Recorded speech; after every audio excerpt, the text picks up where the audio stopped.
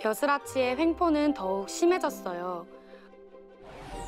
설상가상으로 일본군이 조선에 머물면서 나랏일에 간섭을 하고 백성들을 괴롭히는 일도 많았지요. 백성들의 삶은 더욱 힘들어졌어요. 곳곳마다 가난과 병으로 고통받는 사람들이 넘쳐났고 온 나라에 불안과 두려움이 가득했어요. 상제님께서는 세상이 갈수록 어지러워지고 사람들이 잘못된 길로 빠지는 것을 크게 근심하셨어요. 27살 되시던 해 마침내 상제님께서는 직접 세상을 구원하겠다는 큰 뜻을 품으셨어요. 상제님께서는 먼저 세상에 나와 있는 모든 경전과 글을 읽으셨어요. 그리고 그해 가을, 세상을 몸소 체험하시고 구원의 법방을 내려주시기 위해 길을 떠나셨지요. 상제님께서 길을 가시던 어느 날이었어요. 어느 개울가를 지나는데 아버지와 딸이 힘없이 누워 있었어요. 잠시 후 딸이 일어나 물새우를 잡아 아버지의 입에 넣어주었어요. 그러자 아버지가 물새우를 도로 꺼내어 딸의 입에 도로 넣어주는 것이 아니겠어요? 상제님께서는 그 광경을 애처로이 바라보시다가 말씀하셨어요.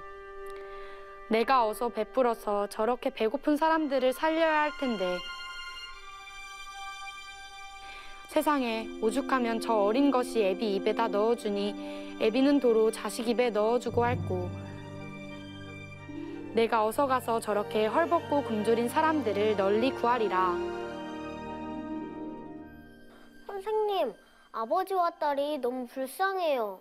그래요. 선생님도 이 성구를 읽고 마음이 많이 아팠어요. 당시 사람들이 얼마나 힘들게 살았는지 이 말씀을 통해 짐작할 수 있죠. 상제님께서는 힘들게 사는 사람들의 삶에 깊숙이 들어가셔서 그 고통을 함께 하셨어요. 맞아. 천하 유력을 하시는 동안 상제님께서 겪으신 고생은 이루 말할 수가 없었어.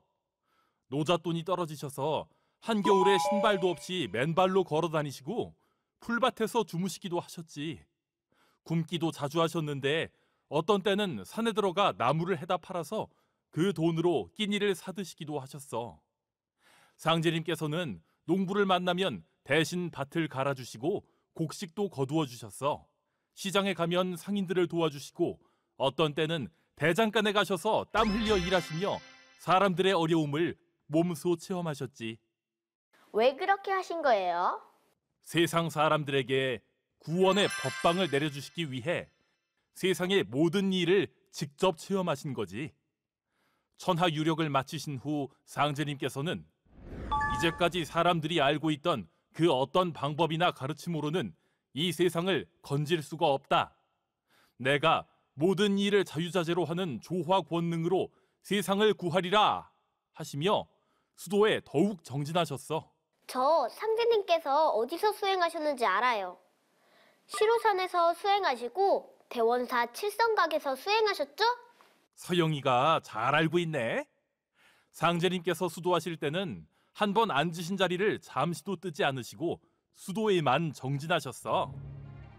대원사 칠성각에서 공부하신 지 21일 만인 1901년 신축년 음력 7월 7일 상제님께서는 마침내 천지 대신문을 여시고 천상에서 행하셨던 3기 대권의 조화 권능을 인간 세상에서도 뜻대로 행하게 되셨지. 3개 대권이 뭐예요?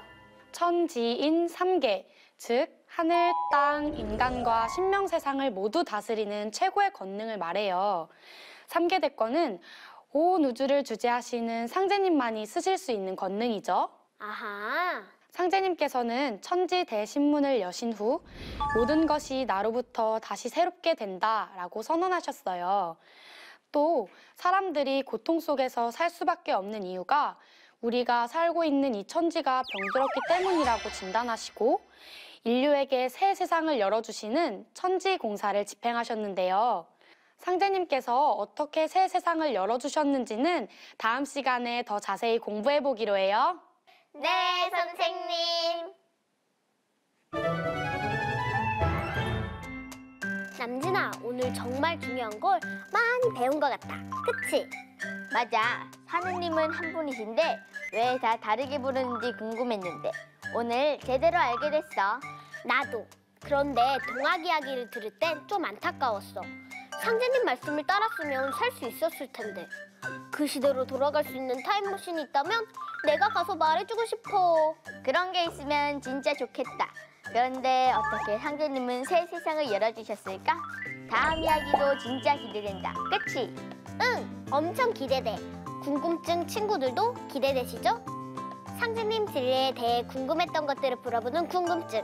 다음 시간에 또 만나요. 여러분, 안녕!